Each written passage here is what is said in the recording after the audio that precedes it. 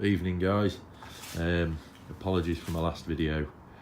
It was rubbish. I know, I was shaking a bit.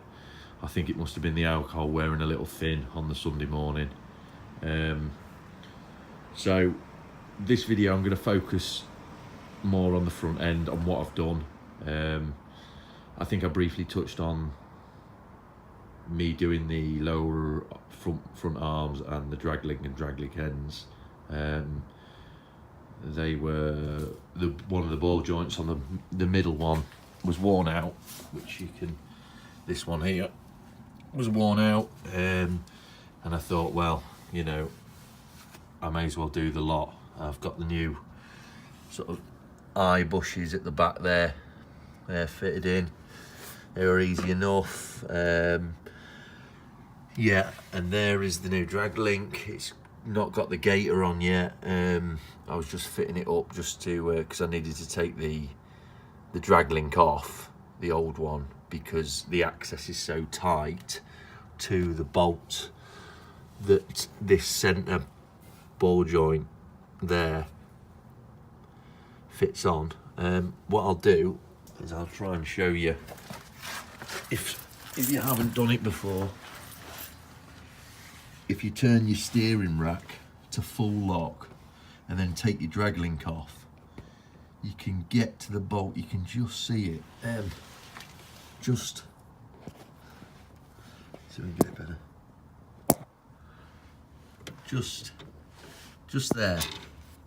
This one here.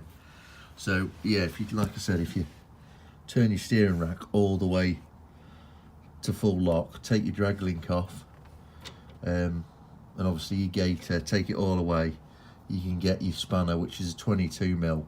You can get the ring end on it, crack it out off, put some WD on it first, crack it off, and then it really is easy. If you've got a ratchet spanner, you know, even easier. But yeah, you can get in there.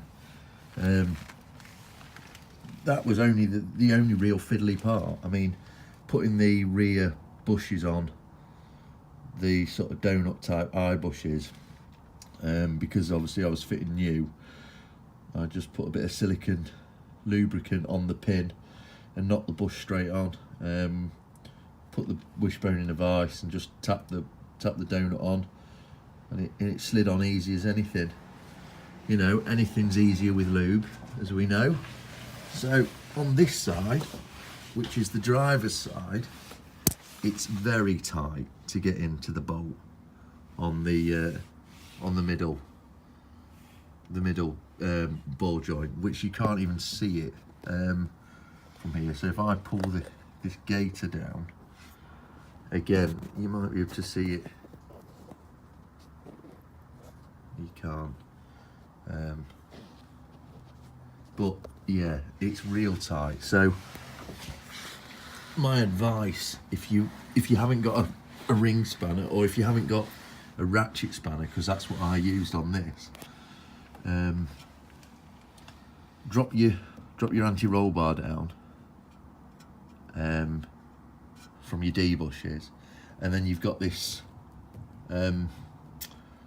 steering pipe, your hydraulic steering pipe.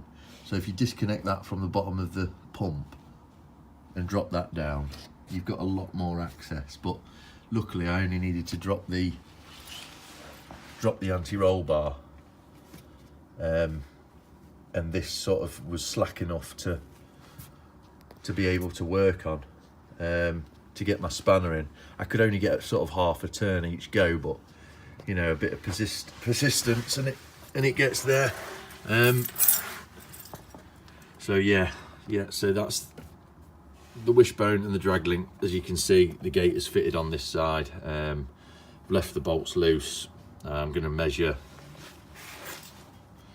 my old drag link, which is here, and I'll just take the overall from the bolt, the nut, all the way to the end, and I'll just match that the same length on this, just to get me to the garage where I'm having four-wheel alignment done. So yeah, it's not a permanent thing. but it'll get it as close as it can be before it's put on the lasers. Everything else under here is fairly good. Brake flexes are good, no cracks. I'm going to clean this old pipe up and respray it just to give it a bit more protection. As you can see, the shocks are the Bilstein shocks. They're all in good nick. They're only about 1.5 years old, so they're good. And yeah, that's it really on the front end. That's all I'm doing at the minute. I don't really know what else I can give you advice on the front, because I haven't done any more. I mean, it's very generic anyway. There's nothing real specialised. The only real issue was this driver's side. To get to the top of this bolt is real tight access. So if you drop your anti-roll bar both sides, take your link rod out, drop it right down, you get your spanner in there. If you need to, take your hydraulic steering hose off, just drop it down. As I say, I didn't because I had a ratchet spanner, but if you haven't, and you haven't got much persistence and you're not very patient, then that's probably the way I'd say do it. Yeah, and I'm refurbing the brake front calipers and the caliper mounts. I'll be refurbishing as well, just stripping back down to metal, getting sandblasted, and then I'm gonna wire wool them and respray them. But I'll make a video on that. And also I'm going to I'll show you from here. I get round here. I'm also going to be refurbing, like I said, the caliper. So I'm going to be putting new